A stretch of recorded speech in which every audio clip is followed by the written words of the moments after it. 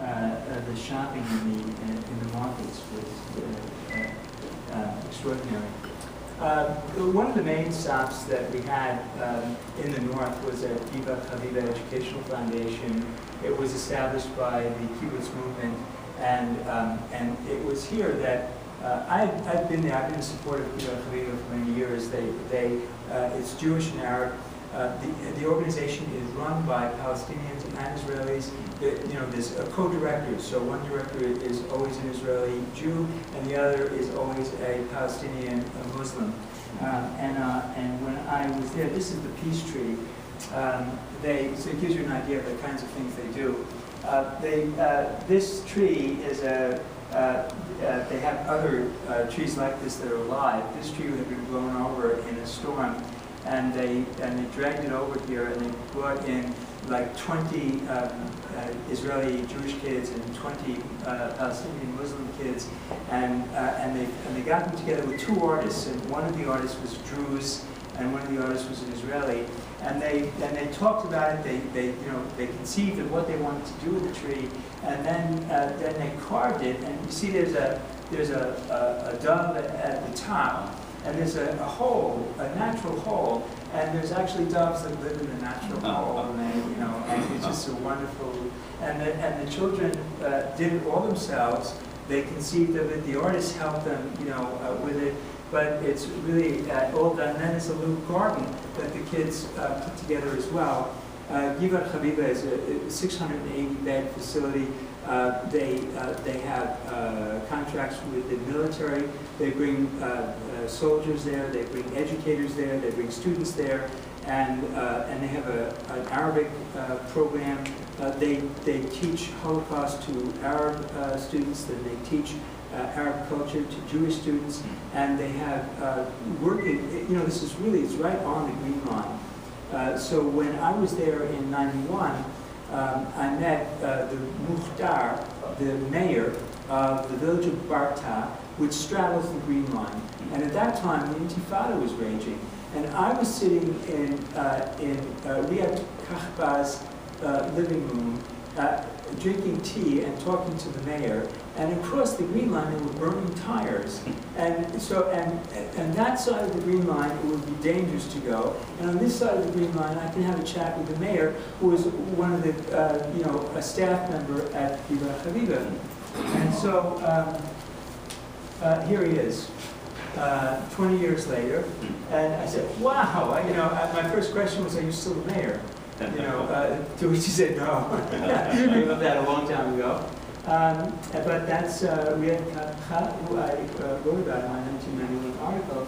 And we met all these people. Some of them I recognized instantly, but the woman who was taking us around, I didn't recognize until, but slowly, the way she talked, the intensity of her fervor about all this, reminded me that, yes, Lydia, this was the woman who, when I was here 20 years ago, she drove me to the bus station, and I remembered because she was ranting about, here we are in the Middle East, and the average Israeli doesn't realize where we are in the world. We're not in Europe. This is the, this is the Islamic world. People have to realize, and that's, she's really very intense about it all. And the cadences were coming back, and I just realized, yes, yeah, Lydia, you're the one who drove me to the bus stop.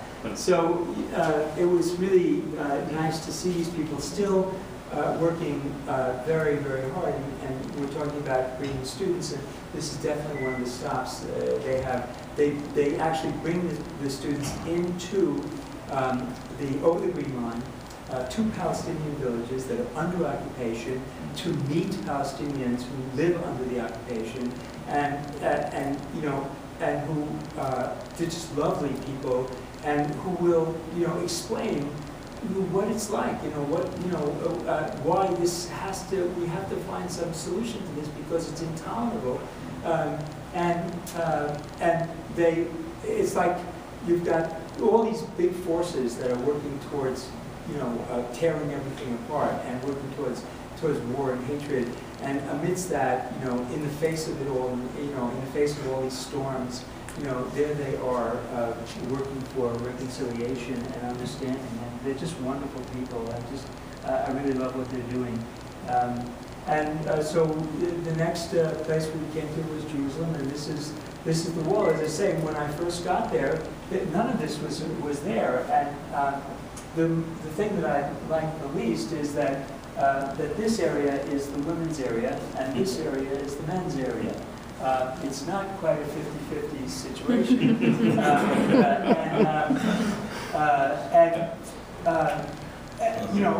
And when I was there in '67, there weren't any fences, and it wasn't all clean and everything. It was like rubble and dirt and everything, but it was so natural. I mean, it was just. And what's extraordinary though about the wall is that these bushes grow right out of it. This was built by Herod in the time of Jesus. I mean, it's 2,000 years old, and so they're huge stones. And over time, you get enough dirt in them that they can sustain these big bushes, and so the big bushes are growing everywhere, and there are birds, everywhere that live in the wall. And so when you come at dawn for the morning prayers, the wall is singing. I mean, it's just alive. The bushes are all alive, and the birds are singing. They're flying in and they're flying out, and it's just, it's this wonderful. It's this wonderful wall. The top of it was not built by Herod. It was built much later. This part here, this is the original wall. It does go down. It has sunk. In archaeology, when you dig down, you're going back in time, and there actually is a cavern. You can go down and see how things. You can go down and see what it looked like years ago. The last time I was in Israel for a conference on terrorism and racism, terrorism, and violence, we went to the old city. There was a man, very wealthy American millionaire, who bought a home in the old city and then went through the extraordinary process of getting all of the permits and things. You could only bring donkeys in there or wheel carts, because the streets of the old city they're built in the time of Jesus. They didn't have cars, and so it's like a labyrinth. There's a wall around the whole city, and inside is a labyrinth. And what you have then is, if you want to, you can't bring any machinery in. Everything has to be hand done, and you can't dig there unless you put up some steel retaining walls, and it's very strict and things. But he dug underneath his house, way down, and as you go down, you're going back in time, and he finds 2,000 years previous to his living up here. There were Jews living down there, and he found a mikveh, Jewish ritual bath, and all kinds. It was just fascinating to see. Everywhere you are in Israel, you're on top of something, because, and it's just so different than here, where nothing is really, left over from. This has been inhabited, Jericho, the old city, 7,000, 8,000 years. Jerusalem, you're talking about cities that have been occupied for thousands of years. And you go into the old city, you're walking on cobblestones that Jesus walked on. These are, the city has been there, and they never bothered to, tear it down and build a high-rise, so it's really amazing. There are synagogues everywhere. They're just extraordinarily beautiful. This is just one. This is not the old city, just in Jerusalem. It was one of many synagogues, and Karen just loved the look of it. It's so nice, so she took a picture of it, and that's all. And this, Herod's great-great-great-great-great-grand something or other is building this. It's the new Waldorf Astoria in Jerusalem. It's this fabulous new hotel that they're building, and it's right next to the. This is top secret, though, you can't tell anybody this. It's right next to the American Embassy, and you can tell we were walking by, and then we saw that there were armed soldiers all around and then we looked up and said American Embassy, and Karen whipped out her little bloggy and she wanted to take a picture, and these men, no pictures, so we just kind of like put it away and walked along. So they don't like pictures taken of the American embassy, the Americans in nervous or something like that. As far as this is a house that Karen liked. So this is the one she wants us to buy for us, a summer home in Israel. And you got this nice little terrace and things. But this is the architecture. It's all Jerusalem stone, and everything is made out of it. It's all the houses are built out of this Jerusalem stone. The wall is made out of the same stone. Everything is made out of the stone. I don't know where they get all the stone, but they seem to have an endless supply. And there's the wall. This is an ancient wall. This is the wall that surrounds the city. And it protects the city from the barbarians, and there are like gates, and there are 5 different gates. You can go, one of the gates is called the Dung Gate, and that happens to be the best place to go to exchange money. Something. The Dung Gate is where the money exchangers are giving you the best rate, and then the Yaffa Gate, which is the one we went through. And here, now we're in the old city, and this is the Arab quarter, and this gives you an idea of what you have. You have these narrow streets, and you have merchants on either side, and then you have courtyards and things. And you see, this is the Arab sector. You can see what what the Arab merchants are selling. They're selling menorahs and kiddush cups, and and these are amulets, Jewish amulets, and then and little scarves and things. Because they're merchants, and the people who are coming to the Arab sector looking through this is called the shuk, and when I was there with my son Isaac when he was 13, we were in the shuk, and there was a merchant who sold, Casio watches and other kinds of fancy watches, and Isaac had like $500 or something to spend in the Holy Land and things, and this is where he saw. There was like a computer little watch where it opened up and it had a little tiny little keyboard and the whole thing, and it was a Casio, and I was saying, Isaac, it's ridiculous. You can buy that at Walmart. You don't need to buy that here, but okay. So I just shut my mouth and I sat there, and held my tongue while my son bargained. Because you don't just buy, you bargain and bargain and bargain and bargain, and finally they came to a deal, and a young Palestinian turned to me and he said, "You can buy it at Walmart, but not for this price." And later when we were home, I asked Isaac what was the best experience that he had, and he said it was bargaining for the Casio watch, in the shop.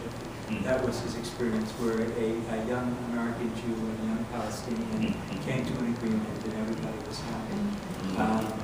It was really, really cool. So here I am, and now this is Jerusalem, and I put the kippah on, we're going to Yad Vashem. And this is the new light rail. This is, again, one of the horrors of socialism, is that from 1967 to 2012, everything is getting better all the time. Every time I go back to Jerusalem, so that the buses are all brand new, and they're all spiffy, and they're just wonderful. And the new light rail, and everything is inexpensive. It was $10 to take the train from Tel Aviv to Haifa, and from Jerusalem to Tel Aviv. It's very inexpensive, and the 2 trains that we took, they've got a new fast train down to Eilat, and the 2 trains that we took are being replaced this year. So the idea is that if you keep your infrastructure modern and inexpensive, it will help the economy overall. And Israel's economy grew by 4.8% last year. To give you an idea, Israel, the UP is 16,000 square miles, and Israel is 9,000 square miles. Israel's economy is 10 times as large as Michigan's economy. And Karen and I have taken Amtrak to Chicago, and it's kind of like it's a nightmare.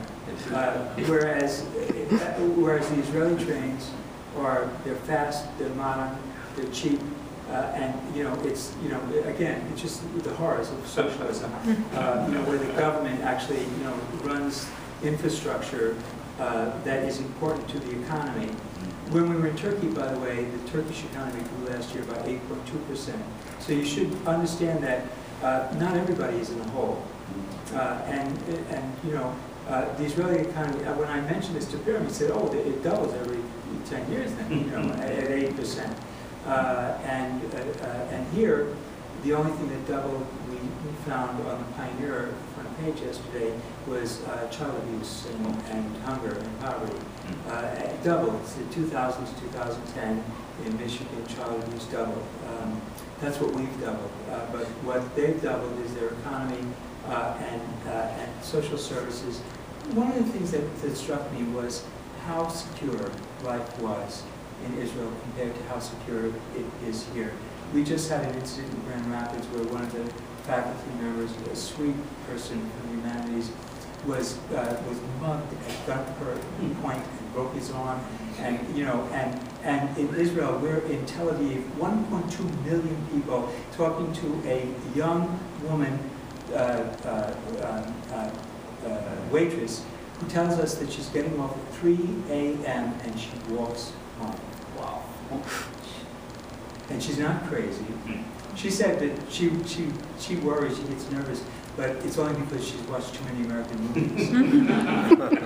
because the fact is that they don't have a history of people getting mugged at gunpoint in Tel Aviv. They just don't have that. And they have conflict between Palestinians and Israelis and suicide bombers and things, but they don't have anybody who's going to walk up to you on the street and pull a gun on you, to rob you and to harm you. It just doesn't happen. And that's a difference. We, meeting with friends who have been there for decades, and to see how secure and happy they are with a life in a state which has relieved them of any worry about losing their home, losing their health care, losing their pensions, God forbid, where here, tens of millions of Americans have lost their pensions and lost their homes. And half of all bankruptcies are because of the costs of health care. It's not like you didn't plan, it's just that you got cancer. And then suddenly you've lost your home, you've gone bankrupt. That doesn't happen. And you can see it in the way people live. They're just much more secure, and that security is reflected in the calmness of the person. So this is the Jerusalem Forest leading to Yad Vashem, and this is Yad Vashem. This is the World Holocaust Museum. It's the most famous and largest in the world. It's an extraordinary and powerful experience, and we went unannounced and just went up to the desk, and I presented my card and I said, I really would like to talk to the director if it's possible. And it was certainly possible. They brought us over to the director's office, and we sat down, talked to him about the ISRA archives, and he was very interested because there's material that I have that they hadn't even heard of, and it was post-war European Nazis who came to the United States, who established academic organizations here. It's kind of outside of their purview, but they were very interested in it, and now we have developed at the beginning of an ongoing relationship. So this is their library and archive. Let me just give you this is a campus. I mean, it's like a university campus. It's huge. And they have the largest archive and library of material dealing with every aspect of the Holocaust. And Karen took this picture. The architect who designed Yad Vashem, the museum, this kind of ominous thing that it just juts right out of the mountain. And so this is a picture of the museum. You don't see the mountain here, but it's jutting out of the mountain. And then you have the clouds and light, and Karen thought that would make a really nice picture. This is Tel Aviv, 1.2 million. It's It's sex, drugs, rock and roll, nude beaches. I mean, it's, you know, this is Israel's secular city. It's a modern city. It was built overnight during the Yishuv period. It's amazing. I mean, the roads are very narrow, and you see that they park on both sides. And some in Haifa, one of the things you see is that these little cars always have scrape marks on both sides. And my friend Benny was driving us around Haifa, and they're very narrow streets, and people pull up right onto the sidewalk. So the car is, but there's so little room. So he's driving us around, and you know, and we're going down the street, and we, you know, and he just drags along the side of this car. And he said, "Oh, almost got that one." You know, and you know, he said it was like, "Oh, that was just the windshield," you know, just the mirror or something like that. You know, just the mirror. So and all the cars, you're walking down the street, and you see one after another. Oh, somebody rode by here. You know, and it was green. You know, and you know, and just like, you know, in a very crowded city that's not exactly built the way American, everything was smaller, you know, the cars are much smaller, the rooms are much smaller, the houses are smaller. And this is Tel Aviv, you know, it's just, there were lots of, you know, political graffiti that you see in New York, same kinds of things, very nicely done. And you know, there's you know, the beach. Would definitely, you know, would want to bring the kids to learn about the Mediterranean Ocean. It's a great ocean. It's nice and warm, and it's, you know, it's calm, and it's, you know, and the beaches are wonderful. And so, you know, we would want Ferris students to be able to compare. You know, Pacific and Atlantic beaches to, you know, to beaches in the Caribbean. I'm thinking about a tour now. You know, the beaches of the world. Yeah, so they would kind of get this idea. You know, it would really be expand their minds, and you know, and so. And that's back home. It was 70 degrees when we left, and it was below 0 when we arrived. Wow. But it's, I must say, it's absolutely gorgeous. This is our backyard. So, you know, it's right outside the house. So that's it. I think I've run over. No, actually, hey, I hit it right in the nose. It is 11:59.